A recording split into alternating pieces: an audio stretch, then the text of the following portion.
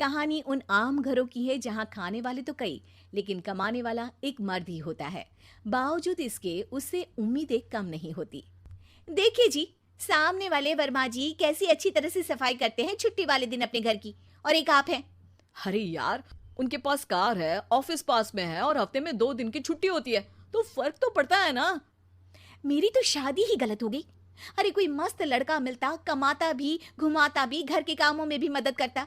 लेकिन नहीं जी, हमारे वाले को तो कमाने से फुर्सत ही नहीं, और कमाई भी ऐसी कि कोई जरूरत पूरी ही नहीं हो रही है। सुनील बेचारा शीना को देखकर सोचता है कि शीना सही कह रही है। देखने में सुंदर है, घर का सारा काम कर लेती है, उसे तो कोई भी अच्छा लड़का मिल सकता था। क्या सोच रहे हैं? भागने का इरादा तो नहीं है?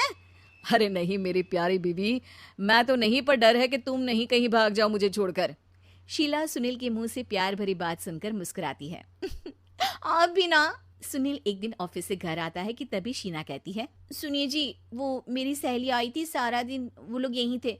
अब जा रही थी तो मैंने कहा नहीं नहीं, मेरे पति छोड़ आएंगे ना तुम्हें, तो रोक लिया मैंने।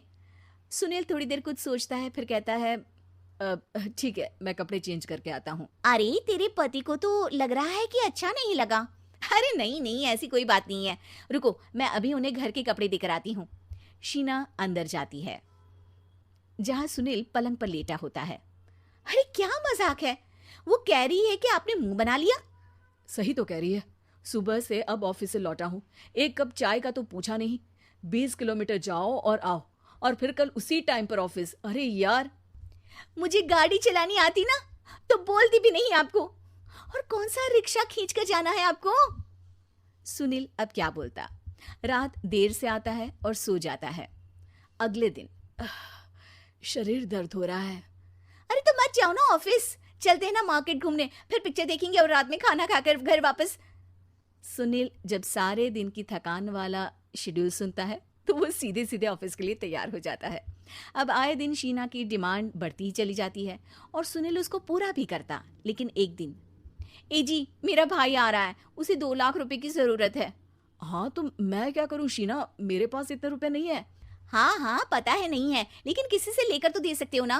अरे मैं किससे मांगू, मेरे तो जानने में भी कोई नहीं है जिसके पास इतनी बड़ी रकम हो। तभी वहां शीना का भाई शीनू आ जाता है। जीजा जी कैसे हैं आप? अब मैं ठीक हूँ शीनू, अचानक इतनी बड़ी रकम की जरूरत कैसे पड़ गई? अरे जीजा जी, वो बिजनेस शुरू किया ना, तो उसके लिए पैसे की जरूरत है। काफी हो चुका है, थोड़ा पैसा बचता है तो मैंने सोचा आपसे ले लूं। अब देखो, मेरे ऑफिस में कुछ लोग हैं जिनकी सेविंग अच्छी है, मैं उन लोगों से बात करके देखता हूँ। सुनील ऑफिस से किसी से पैसे लेकर शीना को दे देता है। शीना वो पैसा भाई को दे देती है 2 महीने बाद। अरे यार शीना, वो ऑफिस वाला आदमी अपने पैसे मांग रहा है, कैसे दूं? अपने भाई से बोलो ना पैसे दे दे।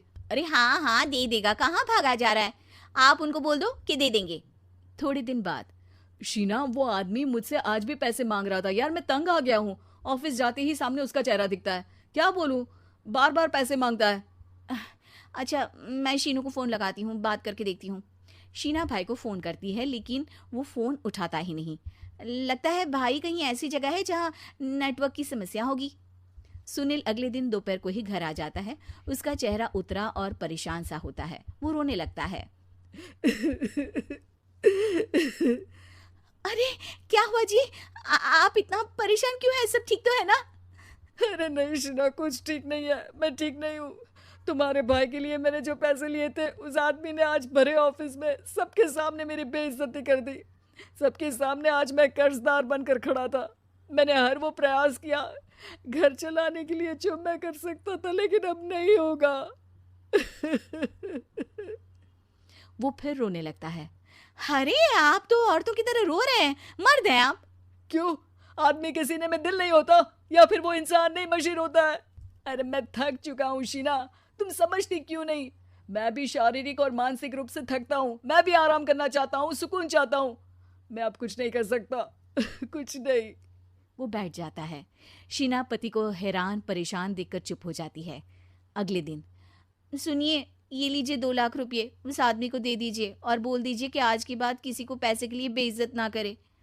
सुनील पैसे देखकर राहत की सांस लेता है।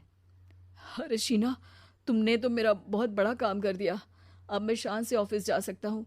लेकिन ये पैसे आए कहाँ से? ये पैसे मैंने अपने गहनों को गिरवी रख कर लिया है। तुम ठीक रहो, निश्चिंत रहो, मैं बस यही चाहती हूँ। मुझे माफ़ करना, पर अब मैं समझ चुकी हूँ कि मर्द को भी दर्द होता है।